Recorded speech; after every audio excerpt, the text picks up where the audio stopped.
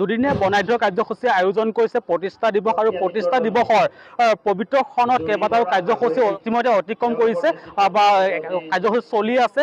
গুৰু বন্দনাই মোহিত কৰিছে উপস্থিতি দৰ্শকক আৰু যি পবিত্ৰ কাৰ্যসূচী বিভিন্ন প্ৰান্তৰ পৰা আহি দৰ্শকবৃন্দই উপস্থিত হৈছে আৰু সমাগত হৈছে। আমাৰ ওচৰতে শিক্ষাগুৰুসকল আছে, প্ৰাক্তন ছাত্ৰ আছে। প্ৰতিষ্ঠা দিৱসৰ সন্দৰ্ভত কি ক'ব মন্তব্য ল'ম। প্ৰতিষ্ঠা দিৱসৰ সন্দৰ্ভত কি ক'ব?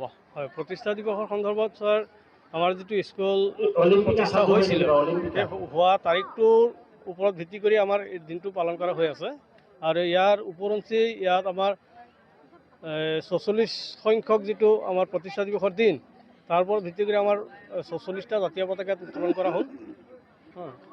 তাৰপিছত আগত যিসকল গুৰু আছিল, যিসকল ৰিটায়াৰ হ'ল বা যিসকল প্ৰয়াস লাগিছে, আজি ৪৪খন মানে প্ৰতিষ্ঠা দিৱসত আমি ৪৪খন পতাকা উত্তোলন কৰিছোঁ আৰু আমাৰ পুৰণা যিসকল ছাৰ আছিল, মই প্ৰাক্তন ছাত্ৰ হয়, আমাৰ পুৰণা ছাৰসকলক লগ পাই আজি ইমান আনন্দিত হৈছোঁ যে জীৱনত এটা মানে স্মৰণীয় দিন হৈ ৰ'ব।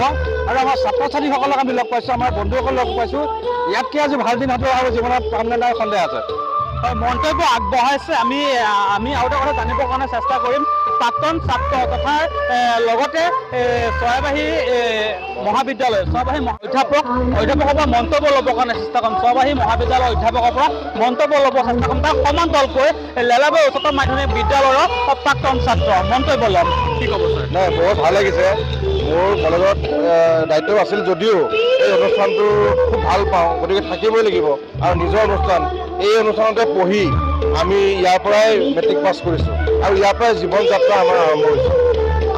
আমি বহুত কষ্ট পাইছোঁ আৰু আমাক যিসকলে শিক্ষাদান কৰিছিল তেওঁলোকে যথেষ্ট কষ্ট স্বীকাৰ কৰিছিল। আমাৰ ছাত্ৰ ছাত্ৰীসকলক যথেষ্ট মৰম কৰিছিল। গতিকে এই অনুষ্ঠানটোত আমাৰ প্ৰাণ আছে। এই অনুষ্ঠানটোত আমি কেতিয়াও এৰিব নোৱাৰোঁ। আৰু এই অনুষ্ঠানটোত কিবা বেয়া এটা কথা শুনিলে, বদনাম শুনিলে আমি বৰ দুখ পাওঁ, আমাৰ অন্তৰখনে আঘাত পায়। আৰু আজি এইটো অনুষ্ঠান হৈছে, কাইলৈ আমাৰ বিশিষ্ট ব্যক্তিসকলক ইয়াত নিমন্ত্ৰণ কৰিব। আমাৰ কি কয় দিগন্ত বিশ্ব শৰ্মা ছাৰ আহিব, থানেশ্বৰ মালাকাৰ ছাৰ আহিব আৰু চৰাইবাহী মহাবিদ্যালয়ৰ সন্মানীয় অধ্যক্ষ ডক্টৰ কমল চন্দ্ৰ নাথ ছাৰো ইয়াতে সভাত অংশগ্ৰহণ কৰিব। ৰাতিলৈ এটা সাংস্কৃতিক অনুষ্ঠান হ'ব তাত। আৰু যিজনে আমাৰ সঞ্জীৱ বৰা, মোৰ ছাত্ৰ, মোৰ কলেজতে অধ্যয়ন কৰিছিলে, তেওঁ ভাল জুবিন গাৰ্গৰ গীত গায়। বাকী কেইজন আৰু ৰাজশ্ৰী কলিতা, আমাৰ দীক্ষিতা ৰাজগুৰু, এইকেইজনো মোৰ নিজৰ নিচিনাই। তেওঁলোক মই সংগীত জগতৰ লগতো জড়িত হৈ থাকোঁ, গতিকে এখেতসকলৰ লগত মোৰ ভাল সম্পৰ্ক আছে।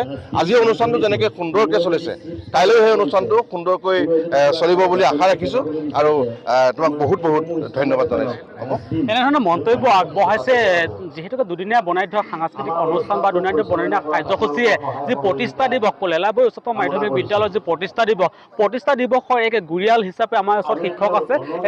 যি প্ৰতিষ্ঠা দিৱসৰ কেইবাটাও কাৰ্যসূচী হৈ গৈছে বৰ্তমান আৰু কাৰ্যসূচী চলি আছে, দুদিনীয়া বনাঢ্য কাৰ্যসূচী। আৰু এই কাৰ্যসূচীৰ মাজত আমি উপস্থিত হৈছোঁ আহি আৰু শিক্ষকৰ পৰা মন্তব্য লৈছোঁ, বিভিন্ন ধৰণৰ শিক্ষকৰ মন্তব্য লৈছোঁ আৰু বিভিন্ন প্ৰান্তত উপস্থিত হ'ম, বিভিন্ন পৰিৱেশ ল'ম। তাৰ প্ৰাক মুহূৰ্তত আমি এই শিক্ষকৰ পৰা মন্তব্য ল'ম। কি কয় আজি এই কষ্ট আৰু সাধ্য আৰু উপস্থিত দৰ্শক আৰু লগতে যি আনন্দ, এই আনন্দৰ সন্দৰ্ভত মন্তব্য ল'ম। কি ক'ব ছাৰ? ৰাইজৰ যিটো সঁহাৰি, সেই সঁহাৰিটো দেখি নিশ্চয় আমাৰ ভালেই লাগিছে আৰু আমাৰ ছাত্ৰ ছাত্ৰীসকলেও সম্পূৰ্ণ সহযোগ কৰিছে। কিন্তু কথা হৈছে কি, তেখেতসকলৰ ৰাইজৰ সঁহাৰি বা ছাত্ৰ ছাত্ৰীসকলৰ যি প্ৰচেষ্টা, তাক যেন আমি মূল্য দিব পৰা নাই। তেনে আজি পেণ্ডেলটো আমি অলপ সৰুকৈ বনালোঁ। তেনেদৰে কিছু অকণমান আমি এতিয়া নিজকে দুখিত হৈছোঁ। ভাবিছোঁ যিহেতু আমাৰ এই অনুষ্ঠানটো প্ৰথমবাৰলৈ অনুষ্ঠিত হৈছে, ভৱিষ্যতলৈ যেন এনেকুৱা অনুষ্ঠান হ'লে নিশ্চয় আমি যিকণ ভুল হৈছে সেইখিনি সম্পূৰ্ণ মন্তব্য আগবঢ়াইছে। তাৰ সমান্তৰালকৈ আমি পৰিৱেশ দেখাবৰ কাৰণে চেষ্টা কৰিম। এয়া হৈছে পৰিৱেশ, সমগ্ৰ পৰিৱেশ দেখাম। তাৰ প্ৰাকমুহূৰ্তত মন্তব্য ল'ব চেষ্টা কৰিছোঁ।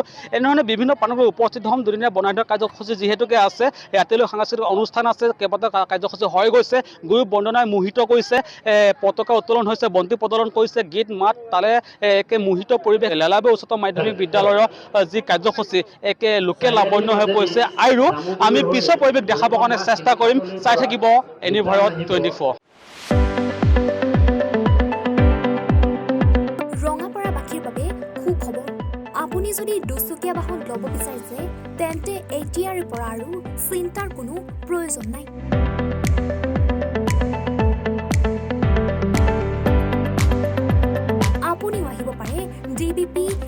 চিটলৈ বাজাজ টু হুইলাৰ ডিলাৰ